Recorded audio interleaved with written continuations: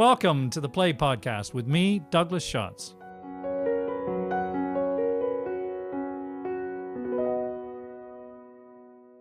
Hello, and welcome to episode 29 of the Play Podcast, where we explore the greatest new and classic plays. I'm Douglas Schatz, founder and host of the Play Podcast. The curtain rises on a comfortless flat in Manchester in 1958. The flat is damp and cold and looks out over a gasworks, a slaughterhouse, and a cemetery. Helen and her 17-year-old daughter Jo are just moving in, dragging everything they own with them. This is just one in a string of many such flats they've stopped in, as Helen keeps moving on, perpetually running away from something or someone. Helen and Jo are not a conventional family, and their lives do not take a conventional path. What we are about to witness is a frank portrait of working-class people living on the margins of society, full of radical representations of sex, race, class, and women's prospects that were years ahead of its time. What is more striking is that the play was written by an 18-year-old girl from Northern England who had recently failed her school exams, but who was determined to write about the world she knew and that she did not see represented in the literature and drama that she herself devoured. This is A Taste of Honey, the first and most enduring play by Shelagh Delaney. It was first performed in May 1958 at the Theatre Royal Stratford in East London, directed by the legendary director Joan Littlewood. The play was a sensation and transferred to the West End in early 1959 for a long run, and then to New York a year later, winning the New York Drama Critics Circle Award of 1961. It was made into a film in 1962, for which Delaney co-wrote the screenplay, winning a British Academy Award. And it has been a staple of the dramatic canon ever since, revived in a wonderful production at the National Theatre in 2014, which returned on tour in 2019. I first came across my guest today listening to her talk about Shelagh Delaney and Joan Littlewood on a trailer produced by the National Theatre to promote their production of A Taste of Honey. Nadine Holdsworth is a professor of theatre and performance studies at the University of Warwick. Her book, English Theatre and Social Objection, A Divided Nation, published last year, examines how contemporary drama presents groups and issues that divide our society. She has also written 2 books on Joan Littlewood, Joan Littlewood's Theatre, published by Cambridge University Press in 2011, and a volume on Joan Littlewood in the Routledge series of Performance Practitioners. Her research addresses questions of representation, participation, citizenship, political change, and cultural value. She is currently working on a new body of research on arts and homelessness. Welcome, Nadine. Thanks for joining me today to talk about Shelagh Delaney and A Taste of Honey. You're welcome. Hello, Douglas. Hi. So my first question is, where and when did you first come across A Taste of Honey, and what impression did it make on you? I first came across it at university. When I was at university, I took a module on 50s and 60s British drama, and A Taste of Honey was on the curriculum. And my initial impressions, I remember that seminar really well, and we had a really heated debate, particularly about the role of Helen and her mothering skills or lack of them. And funnily enough, I went on to perform in an extract of A Taste of Honey playing Helen. Oh, wow. At university as well. So we did the first scene of them arriving, I remember. So it obviously struck a chord with me. Yeah, very much so in wanting to actually perform in it as well as study it. You wouldn't have lived the life experience of Helen, though, when you were performing that as a university student, I'm sure. No, absolutely not. But I was, my mum was a single mum, so the 2 of us lived together, working class background. So there were things that did chime, definitely in terms of my personal experience, but not that of Helen's, that's for sure. Well, you have something in common then. That's interesting. And obviously it struck a chord. I wonder, you said you were studying the drama of the 50s and 60s. How would you say this fits into that drama of that time? Of course, this is the era of the angry young men, and this unusually is a young woman. No, it's interesting, isn't it? So it was staged 2 years after Look Back in Anger, and many reviewers, when they were first encountering A Taste of Honey, did connect to the angry young men movement, saying it's, it's the angry young woman, and suggesting that she was offering a similar slice of working class life from the regions, another example of the kitchen sink drama, Hmm. and that was coming from, as many of the angry young men did, coming from her particular background. So there was a lot, real fetishization, I think, of her being a young working class woman from Salford who hadn't, as you said, gone on to higher education. She'd earned her living as a shop girl and a factory worker. So her class, gender, and her age and her educational background, I think, certainly made her seem like she was part of that angry young person, let's say, movement. But her gender and absolutely the production that Joan Littlewood created was really counter to the kind of social realism of the angry young men movement. Well, I want to talk about Joan Littlewood, but it's interesting you say about the epithet of angry. I read somewhere that she actually said she wasn't angry. In her own words, she said she was restless. Yeah. And I think when we come to look at the play in some detail, I think you see that she seems to be seeking some hope for her characters, who she respects, rather than just rage at the disadvantage or whatever. Yes, absolutely. And I think a frustration born of seeing working class characters always represented as comic characters or in states of deprivation, which these characters are, but that being the only thing that defined them. So I think Delaney was trying to create characters that were, that were lively, that were feisty, that were funny. So trying to create a much more rich representation of working class life and working class women. Yeah, so sort of spirit and energy and character that she saw all around her in the people she knew and lived around. Mm. And I read also that she went to see a production of Variation on a Theme by Terence Rattigan. This is the story anyway. And she just said, well, that isn't our life. It's drawing room comedy of the upper classes. And so she was just angry in that sense that she wasn't seeing the world she knew on the stage. But you mentioned Joan Littlewood. The fate of the play owed a lot to the fact that she sent it to Joan Littlewood. So, can you tell us a bit about who Joan Littlewood is and why she came to champion this, how she came to be involved? Yeah, of course.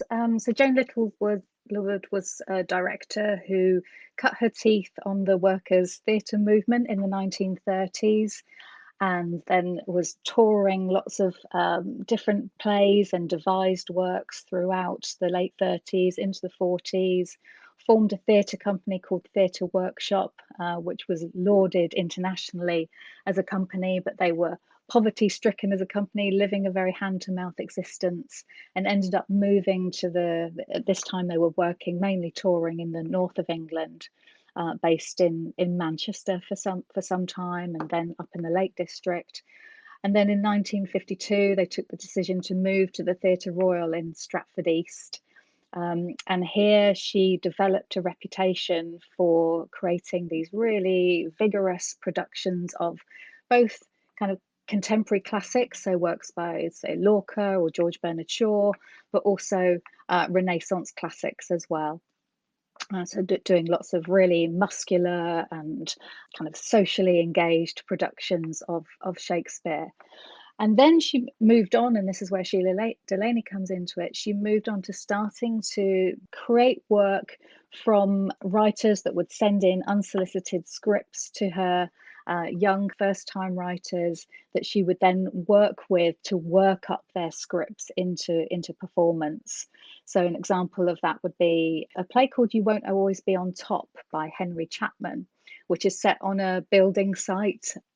And that's how Shelagh Delaney apparently got to know about Joan Littlewood. She read an article in a newspaper which was about the court case that had been brought against Theatre Workshop for flouting the Lord Chamberlain's rules. On censorship. At the time, yeah, all theatre was censored. They'd submitted a version of You Won't Always Be on Top. They'd then, in performance, changed lots of things, which was very typical of Littlewood in performance, and they were taken to court. And apparently, Shelagh Delaney read about the court case, read about the nature of the play, and thought, actually, here's a company that is producing work that is representing working class life, the life that I see around me. And that's what prompted her to send her play to Joan Littlewood. I saw a wonderful facsimile of her letter to Joan, in which she basically is just saying, I've never done this before. I don't know what I'm doing, but I'm having a try.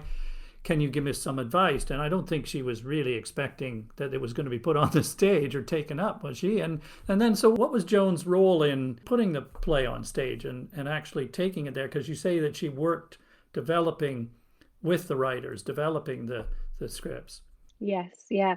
Well, I think first and foremost, Littlewood was really attracted to the language that Shelagh Delaney had created, that very vibrant banter that you get throughout the play, which is absolutely wonderful. But Joan Littlewood's approach to text is legendary.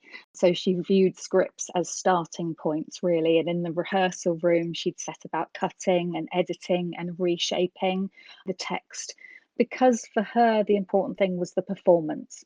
So she's wanting to create something which is kind of live, and she championed the things that happened in improvisation. So the actors that were working on A Taste of Honey did a lot of improvisation around Shelagh Delaney's original text. When things they didn't, they thought some of the text was a bit clunky, they would rework it, they would ad lib around it. And Littlewood has this lovely phrase, the way she'd say she was taking the arse out of something. So she was taking the arse out of the text. So when you had, I'll give you an example. I think I'm just going to find. Yeah, she said, so she would take a rather wordy line, and so from the original Shelagh Delaney text that she submitted was, "Listen, I'm the sole financial support of our little combination until that happy day when you contribute to the family income. You'll leave disposal of said income to me." And that became when you start earning, you can start moaning. So I think that's a really great example of how things changed through the process of rehearsal and that honing of the script. I would say that the message hasn't changed much either for adolescents around the world and their parents, but No, not at all. But it's got a much more kind of sharp musical type character to the language. And the other things that were changed were all of the performance elements. So the things that I think you can kind of gloss over actually when you're reading the text. But Littlewood introduced a jazz band that was playing live during the performance. The characters would dance on and off stage, and the breaking of the fourth wall. Shelagh Delaney's original script was very much in a kind of social realist tradition. You might say it's more akin to the Angry Young Men plays, whereas what Joan Littlewood did was introduce those kind of music hall elements. it's just fascinating. And it sounds like she did a lot to what we now know as the final form of this. And in the text, there are references, as you say, to the music and dance, and certainly that breaking of the fourth wall. I was going to ask you about this distinctive form, because in the dialogue, very early on in one of the first scenes, Helen says, in fact, they both refer to each other, mother and daughter, in the third person, and as if they're directing these comments to the audience. Helen, for example, says of her daughter when she's somewhat exasperated, "Wouldn't she get on your nerves?" So my question was, in that sense, why is she taking that approach? Why would she break the fourth wall if she's doing that? Although there's some question, I think, if you look at it, whether she actually is directly addressing the audience or whether this is just a comment that could be thrown off to no one in particular. However, it does feel like it's direct. So why would she do that? It was directed to the audience, and I think for Littlewood, it's about what does live theatre do, which television can't. So we're talking the 1950s. There's been this huge explosion of television as a form, and I think Littlewood was very keen to create work which emphasize the live encounter between what's going on the stage and what's going on in the auditorium, and having that dialogue going on. very much drawing on from older working class forms of theatre like musical and variety, which would have that, interaction with an audience. It's interesting because it creates a sort of sense of conspiratorial alignment between an audience and the characters on stage, and it means the audience is directly engaged, and it's almost asking them as you go to evaluate what's going on in the play in a conscious way, which also is fascinating because it brings a different sort of perspective of judgment that you bring to it.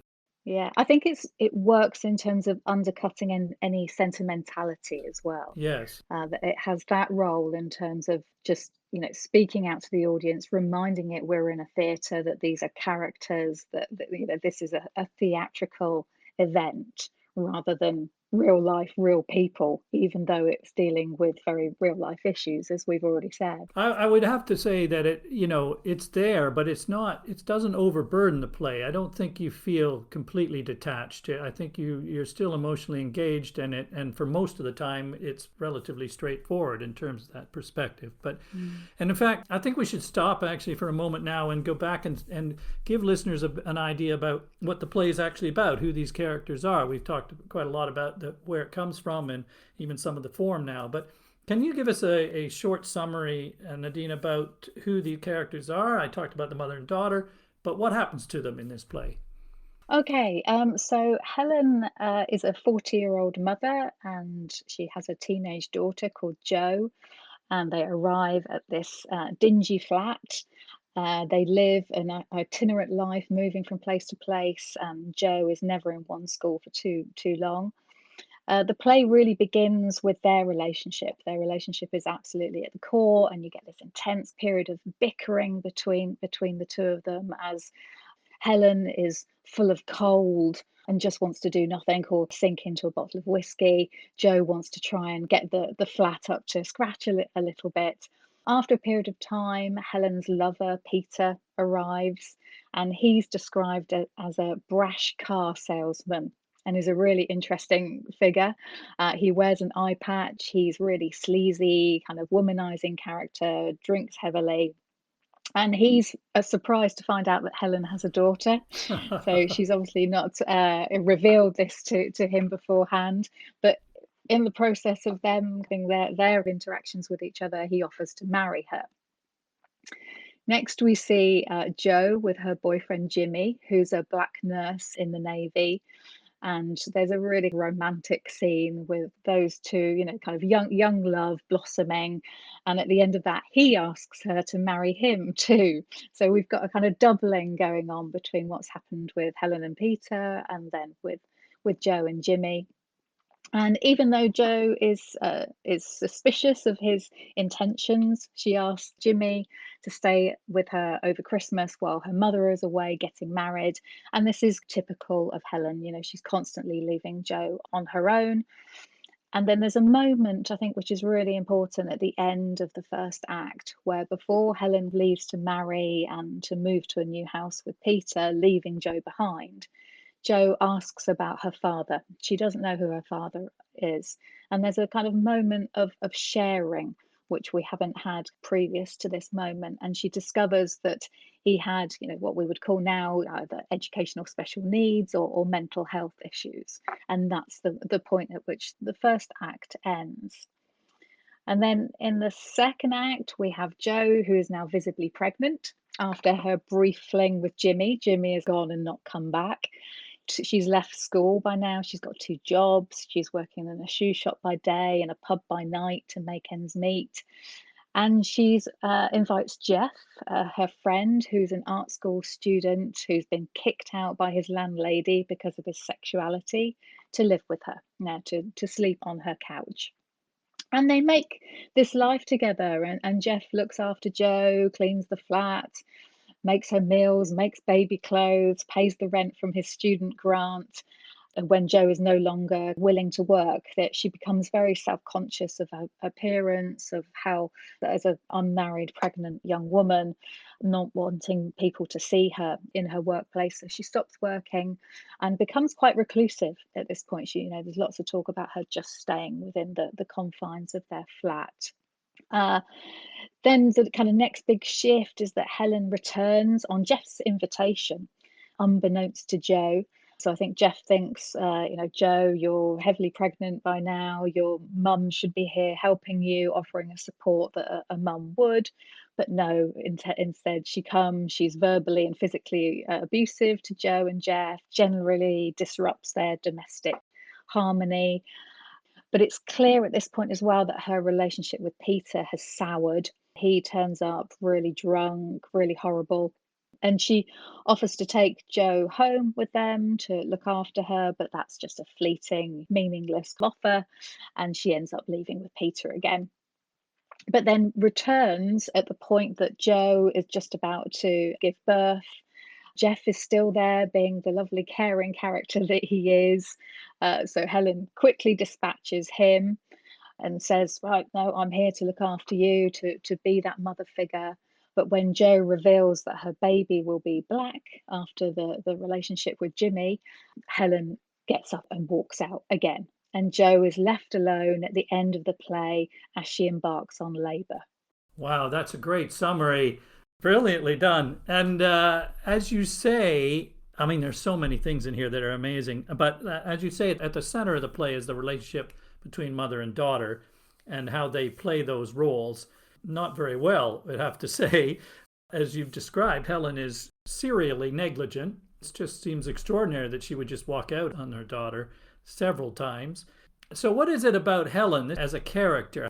The opening stage direction describes her as a semi-whore. And I thought that was quite a provocative term, but I assume that means that she's not an actual prostitute, but survives by living off a series of men that as she can. But most of the time she's looking out just for herself and not really looking after her daughter. So how would you describe why she lives like this? I think you're right in that she's Helen is just incredibly self-absorbed, and she lives very much in the moment, in the present tense. She doesn't look back, she doesn't look forward. So she's got that repeated phrase that she says, "It was good while it lasted." And I think that really sums up her for me as a character. That sense of, right, well, I was having fun, we had fun, oh, but that's ended now, and on to the next thing. But both of their lives are defined by economic precarity. They are poor, they are having to try and find a way to make ends meet. And for Helen, as you say, it's through this series of relationships with men. She's particularly, interested in finding men who have a bit of money that can splash some cash on her, take her to the pub, take her dancing, and to have the good life. Yeah, because I mean, at some point, Jo asks her, "What are you marrying him for?" And she says he's got a wallet full of reasons, which might have been a Joan Littlewood kind of translation, judging from what you said earlier about how she worked on that script, but very succinctly put. But she's also, I mean, Helen, as you say, is remarkably detached from her responsibilities. She says, Delaney apparently said of her that she is just a woman who enjoys life and goes about it in her own way, and that her actions are not done out of malice but simply unthinking and therefore selfish, because it does seem remarkably selfish and unthinking because of the impact that she's having on her daughter, because she has an enormous impact on Jo. How would you describe what that impact on Jo is? I think I'd describe it in two ways. I think Jo, we might think of as she's desperate for affection that she hasn't had in that maternal relationship. She wants to be cared for, she wants to be nurtured. She's still quite childlike, I think, and you see various things like the use of nursery rhymes within the play. You see her holding balloons when her and Jeff come back from the fair, the teddy bear that they also bring back from the fair. So she's in some senses seen as very young and needy, and needing affection and care, but at the same time she's really feisty and resilient and has learnt to cope with the way in which her mother leaves her on her own or kicks her out of bed. There's a reference at one point where they have to share a bed because they can't afford to have a flat with two rooms, and she's used to being chucked out when Helen's bringing in a new lover. And so lots of references to a really precarious and horrible upbringing, as well as that not being in one place for any length of time, always moving schools, not being able to complete her education, not being able to fulfill her potential as an artist. So we discover at some point that Jo draws and draws to quite a high standard, but isn't able to follow that through. So I think Helen's impact is emotional on Jo in terms of her need when Jimmy comes along to have that affection, to have someone that shows her a bit of love, a bit of care, and similarly with Jeff. But she's also has a real acerbic nature to her because she's learnt to deal with Helen's put downs and to fight back in this kind of verbal tussle that they engage in throughout the play. There's some great complexities to her because she has that mix of childlike qualities and need, but with the sort of anger and defiance that comes from, she's obviously bitter and hurt, but also from just having to survive. She builds her own self sufficiency as well. So there's that complex mix in her, which is sort of inevitable if you think about she's not had the security or encouragement of normal maternal relationship or family. So she lashes out and clearly insecure at the same time. But then what's also fascinating is what you're saying is that I think she inherits in a way some of her behavior, doesn't she? I mean, the only model she has is her mother, and in lots of ways she mirrors her behavior at various times, doesn't she? In the way she treats Jeff, who we'll come to talk about a bit more, but she's not very nice to him. Her defiance and her self-sufficiency, her selfishness is almost copied from the way her mother approaches the world. Yes, no, I think that's exactly right. In that there are moments when she does directly mirror her mother's behaviour, her language, trying to kind of one-upmanship in terms of that verbal play that she engages in all the time, and can be, just downright nasty in the things that she says, in the same way that her mum has been to her. Yeah, and there's this extraordinary moments when, and really uncomfortable moments when Peter first arrives, and she almost starts to flirt with him. She's a child by comparison, of course, to her mother, clearly, and to how old Peter is, but she's doing it sort of out of a competition with her mother, but also, she's observed this behavior. This is a kind of role that her mother plays, and she tries it on as well. Yeah, yeah, no, there is that moment. And similarly, there's a moment when Jimmy has seen Helen leave, and when he comes into the flat, she says, do you find her attractive? Did you find my mum attractive? So there's also a competitive element of, our worth is through our sexual attractiveness. That's what she's been taught through her lifetime, that the way that they survive is through Helen being able to attract men. Yes. And so that's inbuilt in her in terms of her upbringing. But of course, she doesn't understand it really. She's still really a child. So her relationships with Jimmy, who we'll come to as well, or Jeff, are not really fully understood by her even. She doesn't, I don't think she really appreciates what's going on in terms of sexual attraction and her identity and or of the other men. I think what's also interesting is that she inherits this idea that they can live without each other, even though actually, of course, she's crying out to be with someone else to get the love, as you said, that she hasn't been given. But there's so many times where they both essentially say that their theory for life, their mantra is that they do not want to be burdened by others. It's not their responsibility to look after others, that they want to just be responsible for themselves.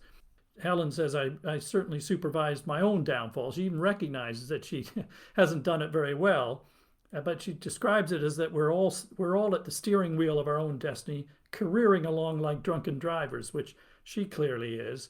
But she's sort of abdicates responsibility for anyone else, and that's something that Jo picks up and thinks, I'm going to be self-sufficient as well. I don't need anyone else.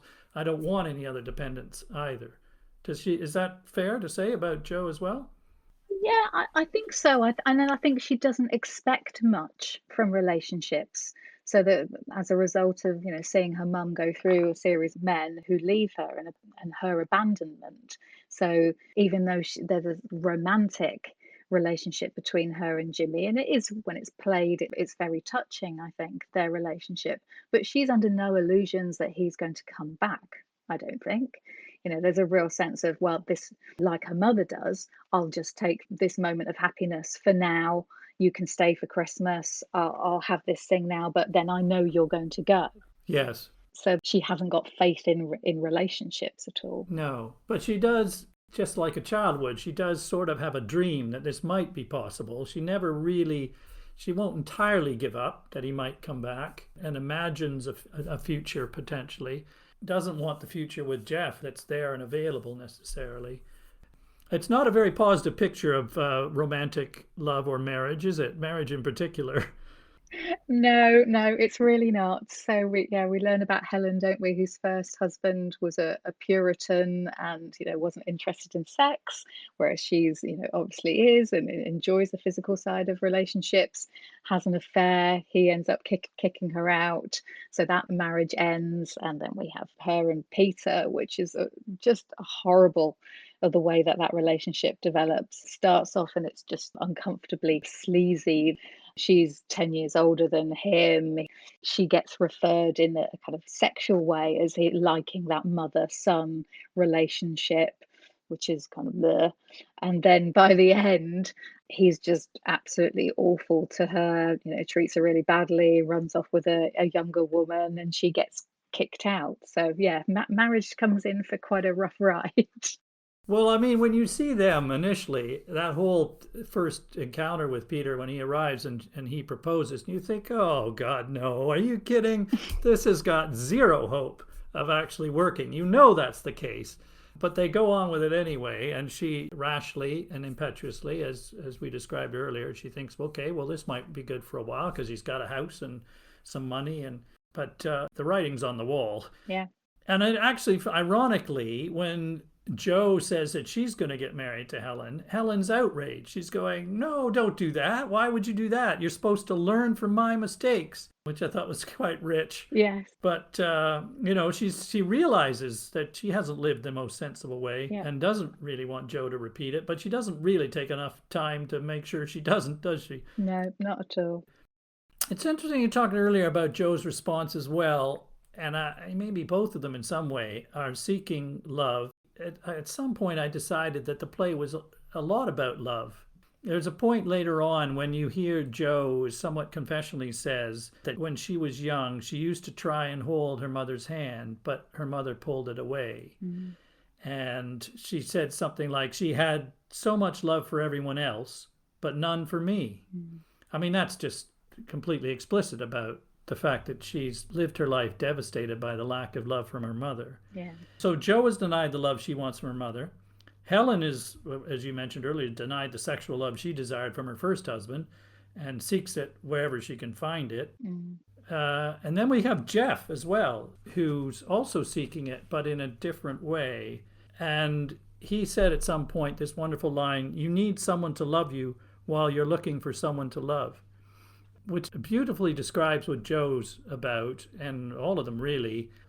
Jeff is a fascinating character. You talked earlier about how he comes in and becomes the almost mother and husband figure at once, but in an asexual way, of course, because what was incredible about this, I think, and so distinctive for its time, is that Jeff is, I say openly gay. It's pretty clear that he's gay, right? Yeah. And he was written as a gay character in Shelagh Delaney's original script, and it wasn't as sensitively done as it is in the final version that was evolved through performance.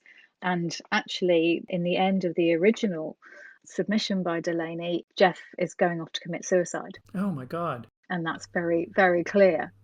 So it falls into all the tropes of the tragic gay figure who only has death to look forward to. And instead, the ending is much more ambiguous. Jeff has just left. There's no hint that he's going off to kill himself at all. Absolutely fascinating figure. Really interesting in terms of the context of the time. You've just had 1957 and the Wolfenden Report, the partial decriminalisation of homosexuality, but it was still a representation that was heavily censored by the Lord Chamberlain. And I've actually looked into some of the reports that were done by the Lord Chamberlain. Ah. I don't know if it would be worth sharing some of those for you. Yeah, because it is, even now, it strikes me as amazing to think that at that time she took this risk of putting this character on the stage in such a substantial way. I mean, there are elements that seem to our eyes now would seem a little bit close to cliche and caricature, his housewifely behavior and all this kind of thing. But actually, I think it's largely a pretty sympathetic treatment. And as you said earlier, it's still illegal at this point. So, and it's clear that his landlady kicked him out of his flat. Yep. And he's treated really badly in the play by Helen and Peter, Yeah. are really offensive to him, really cruel. And they call him a freak, a bloody little pansy. They can't even really stand to be in the room with him. So this prejudice is very powerful. It's very hard to watch. Generally, Joe is supportive, defensive on his behalf, tries to encourage him to stand up. But, I mean, it's a very challenging position because where in the world can he go? Where is there a place for him? So that you can see why the cliche is it leads to suicide, because where is the place for him? Where is he allowed to be Yes. loved and have and live the way he wants to? Yes, and that's where you see that when he asks Jo to marry him. It's like, well, maybe I can do that. Maybe we can have a, in inverted commas, normal relationship. So I do find my place. Yeah. I like taking care of you. There's a love here. Yes, that's that very difficult scene where he tries to kiss her. Well, he kisses her and he's trying to think, we can do this and I can be what you need to be. But of course they can't. Yeah. Really. And she doesn't want to do that either. So she'll take his caring, but she doesn't obviously want more than that. And actually, she probably doesn't want that caring even in the end herself. Somehow she needs to stand on her own 2 feet. But tell us more about what the censors said at the time, or how this was treated. Yeah, so they talk very specifically about the character of Jeff. I'll just read you a section. This is from C.D. Herriot, one of the readers for the Lord Chamberlain. And he says, "This is a surprisingly good play, though God knows it's not to my personal taste. But the people are strangely real, and the problem of Jeff is delicately conveyed. The point I wish to make is that the play is balanced on a knife edge. It's the perfect borderline case, since it's concerned with the forbidden subject in a way that no one, I believe, could take exception to." So that was one report saying, well, look, it's subtly done. You could almost gloss over it. And then you get a response from, I don't know the name, it was just initials for this, but MG says, "I've read it and I think it's revolting. No. Quite apart from the homosexual bits, to me it has no saving grace whatsoever. If we pass muck like this, it does give our critics something to go on." Oh, So isn't that interesting? it's fascinating. It's interesting that first comment, the first reviewer, did say some things that are quite correct about it, albeit not to his personal taste. But I think he was right about the real characters, certainly, and the sensitivity to it. I was interested in the frankness of it in general. So there's Jeff and his homosexuality, but it's quite open about sexual desire as well. Certainly Helen herself with her series of men, but with Jo, and as we've said, testing her sexuality, and with Jimmy, the boy, I thought it was surprisingly frank for its time. Would it have been? Was that the case? Yes, yeah, hugely. I mean, now we might think about the feminist overtones and undertones within the play. So, yes, like you say, there's a very clear display of female sexual desire. And for an older woman as well, an older 40-year-old mother to be displaying sexual desire would have been seen as very risque at the time. If you think in the 1950s, the role of women, post Second World War, was to go back into the domestic realm, to be doting wives, mothers, homemakers. Helen is not a homemaker. She's not a supportive mother No. at all, and she has these series of affairs. So yeah, I think that representation of sexual desire is really, really interesting, really potent, and very radical for its time. And then even more radical, in a way, is the fact that this is a mixed race relationship as well with Jimmy. How would that have been responded to at the time? And were the censors interested in that as well? Interestingly, that isn't revealed, but I don't I'm trying to recall if that would have been clear from the play that was submitted. I presume it would have been, but no, that there isn't anything mentioned about that in terms of the mixed race relationship. But it would have been seen as being radical for the time, and certainly that promise of miscegenation of a mixed race child being brought into the world Yes. would have been seen as very radical.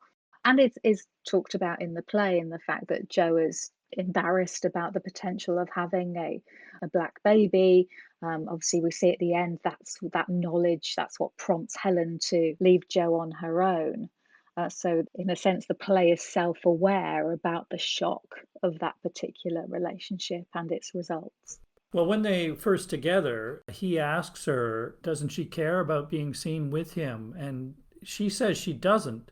He says she's the first girl he met who doesn't care about it, isn't sensitive to it. And one doesn't know whether she really is or isn't, but she is swept up in the moment, and there's a defiance in her character anyway.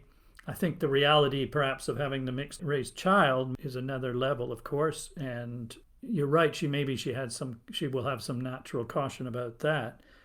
It's funny because also I mentioned at the very, very beginning that I think Shelagh Delaney did read quite widely because there are references through the play to some literary classics. Like, I don't know whether it's Jo or Jimmy. Is it Jo who compares them to Othello and Desdemona? Yes, yes, they do. Which is a great touch, he being a black soldier and everything, but you're thinking, that didn't end too well either, did it?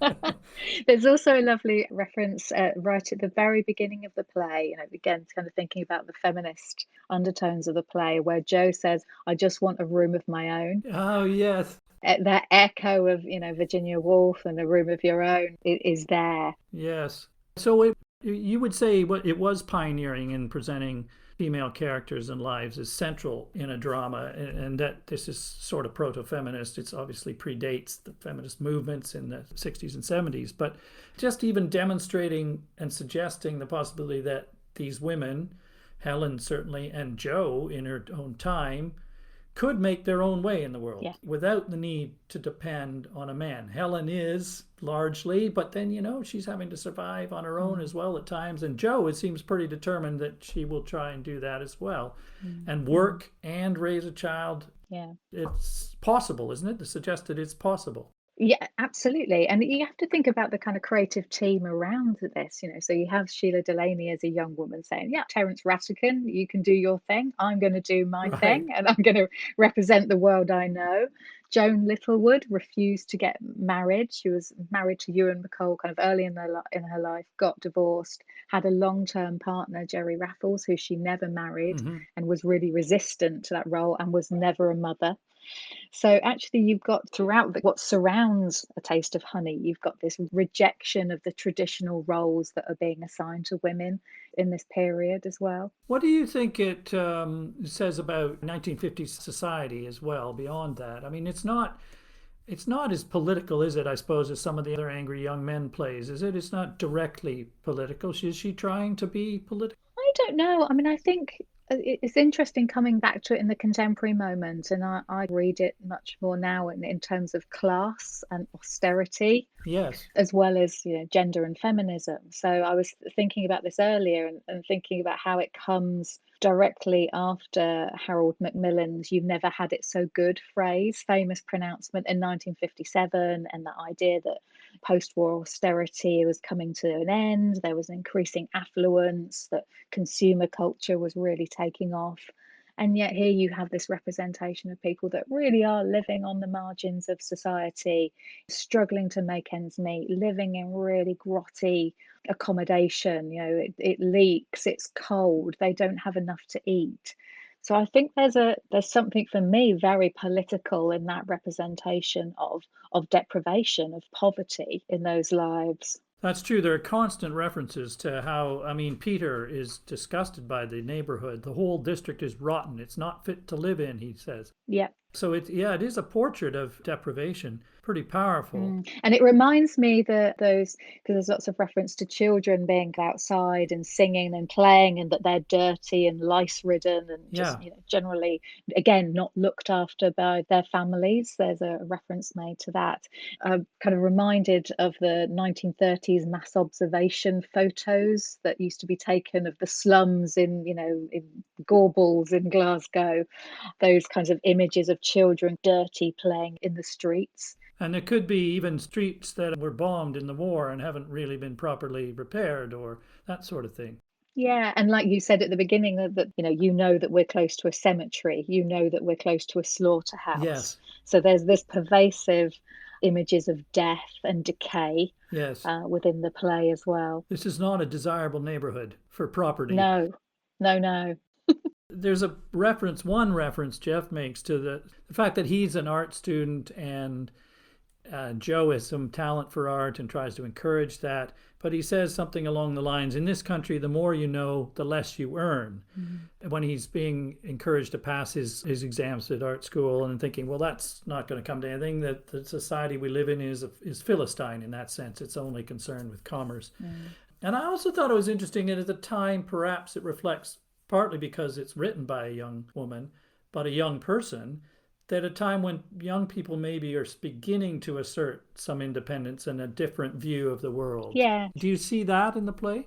Yes, I think so. Well, it's the 1950s was the birth of the teenager, wasn't it? In terms of that idea of young people not just being mini versions of their parents, but trying to stand on their own 2 feet and have their own identity, their own fashion. Mm-hmm. But I think it's quite complex in relation to teenagers, because there's, on the one hand, the period, as I understand it, the teenagers were seen as, confident. They were going to like milkshake bars and they were dancing and they were having fashion.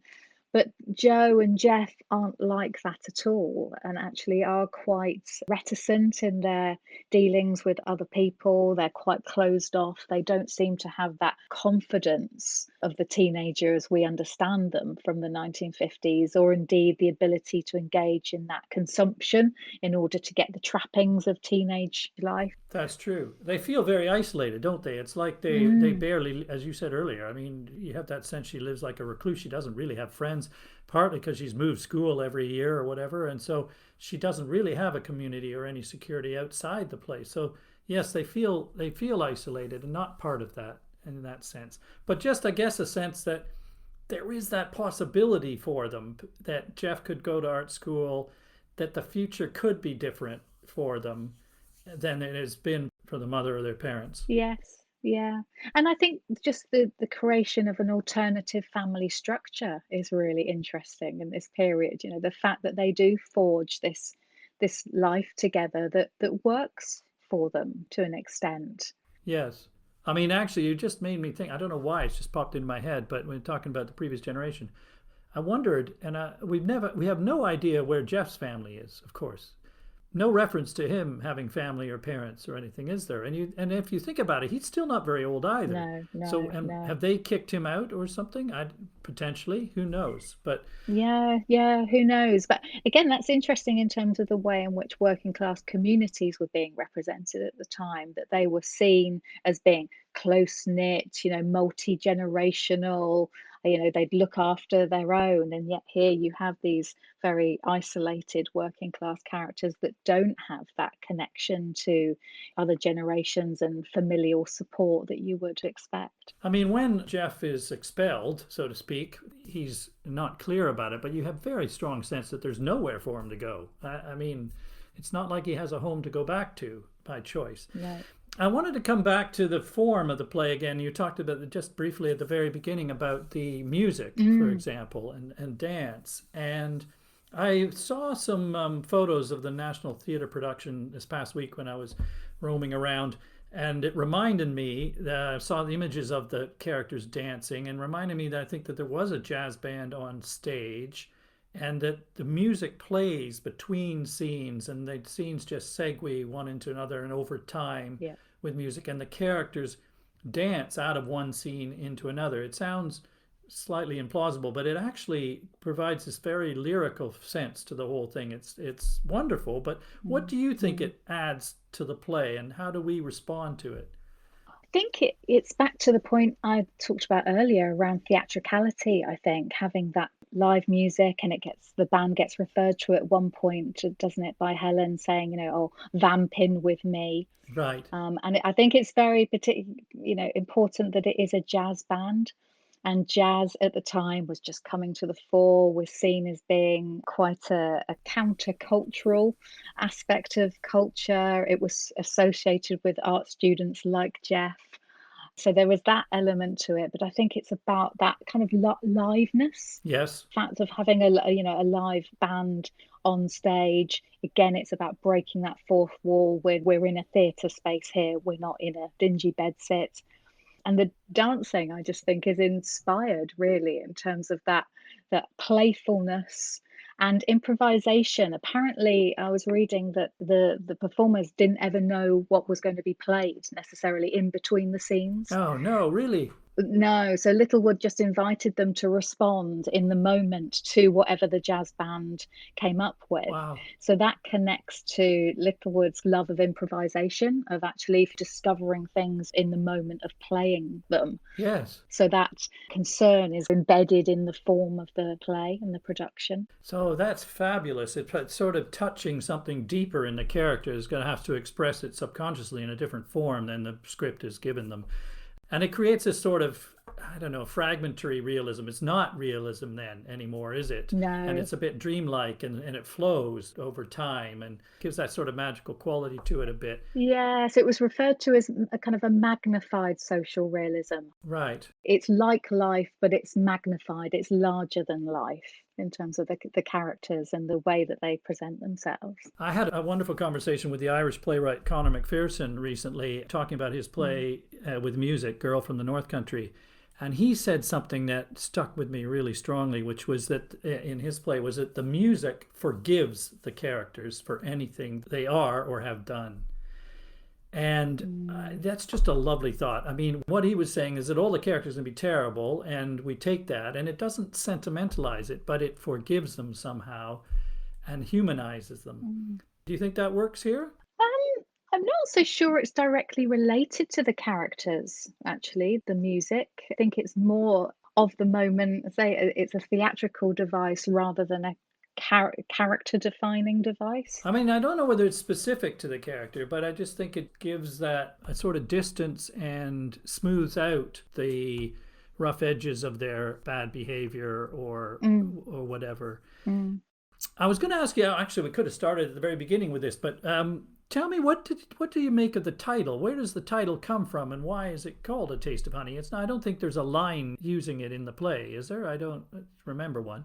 No, there isn't. I think it's a biblical reference. I can't recall exactly where it comes from, but I think it's a biblical reference. And it is, I think, about those moments of happiness that we've talked about, that you're just going to get a taste of honey, a taste of sweetness, a taste of happiness. Yeah. But it will be fleeting. Yes. It's just a taste. I've been a bit unfair because I know where the quote comes from. Ah, well, you tell me. But you're right. It is in the Bible.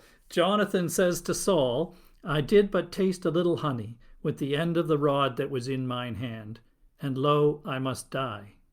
So you only get one little bit, I guess, or Yep. as you said, fleeting. And there are a couple of suggestive philosophical moments in the play about, what is life all about? There's a bit of a references to religion. And as you said earlier, there are quite a number of references to the prospect of death. Mm. And Jeff says doesn't believe in religion, goes, you come, you go, it's simple, that's it, Yep. essentially. And Joe says it's not simple, it's chaotic. A bit of love, a bit of lust, and there you are. We don't ask for life, we have it thrust upon us. Well, that could have almost been Beckett. What does that sound like to you as a philosophy of life? Yeah, no, it does. It does have a real Beckett air to it as well, doesn't it? I think there's also something about going in a slightly different direction. There's something quite nostalgic about the play in some places, particularly that moment at the end when Helen starts remembering her childhood. And you get this quite romantic vision of playing out on the streets. And then there's another moment when she talks about sing-songs in the pub.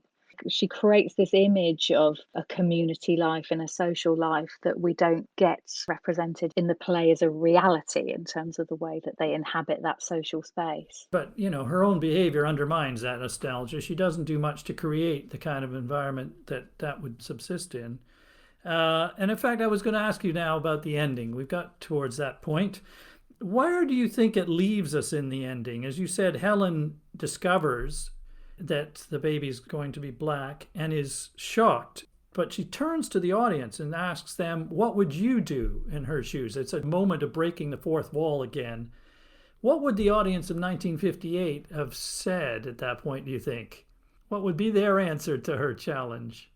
Oh, I don't know. That's a big question. I think it would be on an individual basis, wouldn't it? But I think it does leave things really ambiguous and really open in that way. And that's one of its strengths for me as a play, that it's not trying to close down and have a really neat ending where all those loose ends are tied up. We don't know where Helen's gone. We don't know where Jeff's gone. We don't know what's going to happen to Joe. And it does kind of leave it up to the audience to maybe project what might happen to these characters going into the future. Yeah, I was going to say that she doesn't provide us with a neat ending or neat answers, does she? No, not at all. I was going to ask you again, what is the prospect for these characters? Is there not a sense that Helen, where else has Helen got to go? Will she not come back? I had some idea that she might still be part of this, that they were drawing closer together somehow. There was the beginnings of a recognition that they both understand that they are better together in some way, that they owe each other something, that they can't just keep running away from each other and looking out only for themselves. Maybe that's a romantic interpretation. I don't know. Do you think that's there? Yeah, it's interesting. And no, I'm probably more of a negative take. I'd say their relationship is in some ways pretty irredeemable. That I think there are patterns that are entrenched in that relationship that are going to be very hard to break. And I just hope that Jo does find the independence that she wants to be able to live her life as an independent young woman and single mother. Interesting. Well, that's the beauty of the ambiguity of this, that we could posit both options. Yeah. I finally was going to ask you whether this play was written more than 60 years ago. And, in some ways, of course, it's of its time, but I wondered how well you think it stands up today. I think it does really stand up. And I saw that 2014 production that you referred to and was really, like you, taken by how much it does still stand the test of time. I think the portrayal of poverty and austerity really speak to now. I think there's the mother-daughter relationship, and that is an enduring theme and concern. There are bits that are dated. Obviously, the representation of Jeff is really not great. But I think it does stand the test of time. Well, I think, as we said earlier, I think there's some sensitivity, though, and positive treatment of Jeff as well, that he should be granted somewhere to live without persecution, and that their desire for their individuality, for their lives, is a theme that's been so strong in our times over the 50 years since. Yeah. The portrayal of sexual desire and identity is, that's pretty strong and pretty relevant still. Mm-hmm. And you talked earlier about it not being sentimental, but it's sort of angry, but it's not bitter. It's quite remarkably mature for someone who wrote it at the age that she did. It is, yeah, it is. I think that lack of sentimentality is one of its most striking features, and the acceptance of those characters just living the lives that they do. Yeah. That it's not a judgmental play in any sense, I don't think. We might think, oh gosh, Helen behaves really badly, but there's also a real vein of understanding that runs through it in terms of, well, that's who she is and that's how she's decided to live her life, and let her get on with it. Yes. And it's an answer, as you say, to the previous presentations of working class people, and that these are real people with all sorts of different characteristics and energies. And there's a real spirit about it, actually. The play is incredibly energetic and spirited, it seems. So that the sense of survival is certainly there. Great. Well, we've come into the end of our time, Nadine. And as I forewarned you, one of the traditions of the podcast is that I like to ask my guests to recommend a play that we could talk about in a future episode. So I wonder if there's a personal favorite of yours that you would be happy to suggest. Yes, well, I did sneakily look at what other people have suggested, and I would totally endorse anything by Debbie Tucker Green or Carol Churchill, but I'm going to select one play which is very topical given what happened last night with the football. We're speaking the day after England got into the Euro finals. Yes. And I'm going to recommend Sing Your Heart Out for the Lads by Roy Williams. Ah, okay. I don't know this play. So is it about football then? It's set during a football match. It's set in a pub in London, and it's about nation, race, and belonging. Okay. And why do you love it? I love it because I think it very cleverly deals with multiple perspectives around national identity and who's allowed to belong and who isn't. It does it in a way where you really get a sense of the different nuanced positions of the different characters who exist on a spectrum from far right nationalist racists to the liberal white character whose racism only comes to the fore when put under strain, but it's still there bubbling below the surface. Yes. So it's a really cracking play. I recommend it, by one of our leading Black British playwrights. It's a great suggestion. As you just said, it sounds so topical because the ideas about identity in our society today, our nation, it's very sensitive, isn't it? It is, yeah. So yeah, I'll look that one out. Thank you very much. And thank you for joining me today and spending time talking about this play. It's been a great pleasure. It's been a pleasure. Thank you, Douglas. As the curtain falls on the expectant young mother and her own homeless mother, thrown together by bonds of blood and circumstance as they try imperfectly to navigate the challenges of their disadvantaged lives, what will the future bring? Will they stay together, resist the resentments and rage to push each other away, and maybe forgive each other enough to accept some mutual responsibility for looking out for each other? Or will they take their own paths and find a way, at some point perhaps, to enjoy a taste of honey? Thanks for listening.